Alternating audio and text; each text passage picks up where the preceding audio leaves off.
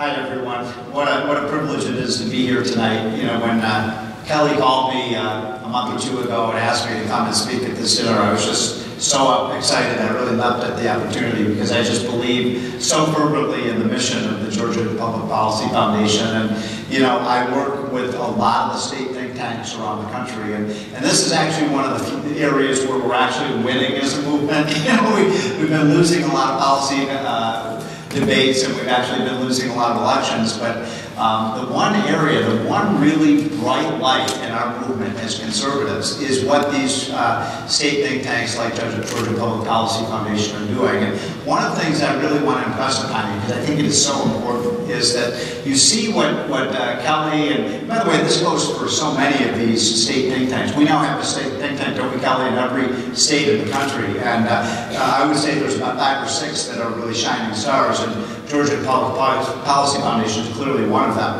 But what's kind of neat about this movement is that we've developed this kind of infrastructure of these kind of, not just think tanks, but do tanks, idea factories that have had such an impact in state legislatures around the country. And I saw the most profound respect for what they do that came from, of all people, George Soros.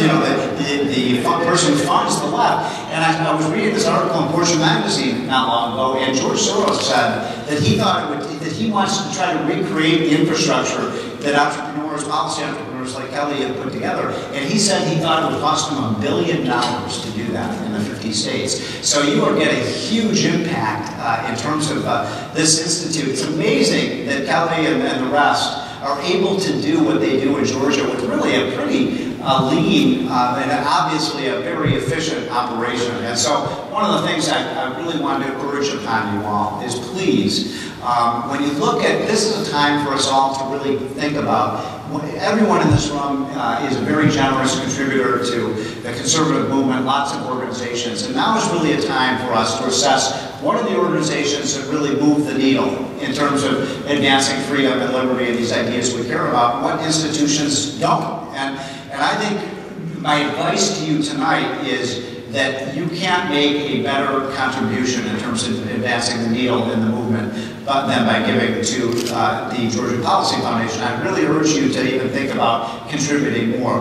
One of the things I think is really interesting about dealing with state legislatures, and I've been, I think, at every state capital in the country, is that most state capitals, in Atlanta is no different, is most state capitals are just these kind of seeds of socialism. Almost everybody in the state capital and the environment wants something, right? They come with their tin cups and they come with their hands out, and there are a lot of state legislators here today, and thank you all for coming.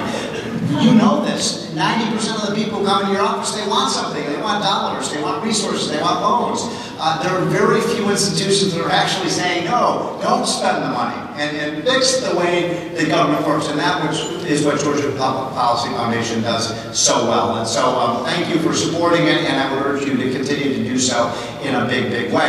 And one of the reasons I wanted to come here, that if you come away with no other message tonight, especially for the state legislators who are here, I was honored to meet so many of you tonight. Please make your highest priority, and Kelly, I will not rest until we get this done. The mission of the state legislature and the mission of the Georgia Policy Foundation and all of us should be to make the state of Georgia, the great, great state of Georgia, the 10th state in this country that has abolished its state income tax.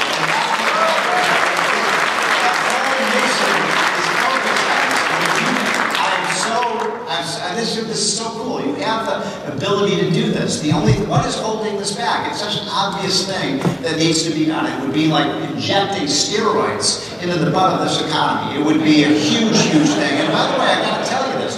You know, I have an editorial in the paper tomorrow. For those of you who read the Wall Street Journal, I got to tell you this. There are a lot of states that want to beat you to it. So you've got Louisiana under Bobby Jindal that's looking at eliminating their income tax. You've got Arkansas, for the first time in 150 years, in November, the Republicans took over the legislature in Arkansas. They're looking at abolishing their income tax.